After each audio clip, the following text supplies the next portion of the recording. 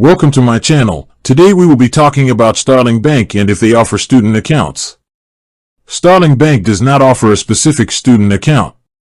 However, they provide a personal current account that students can open, and it comes with features that are beneficial for managing student finances.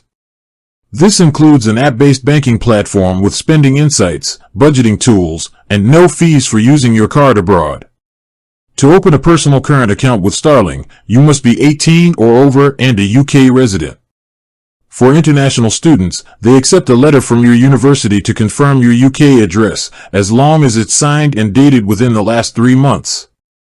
So, while there isn't a dedicated student account, Starling's standard personal account is a viable option for students due to its features and the ease of managing money on the go.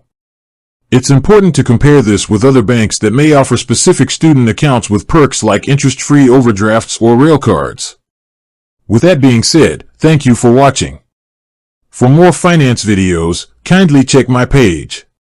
Please like, share, comment and subscribe to my channel. Thank you.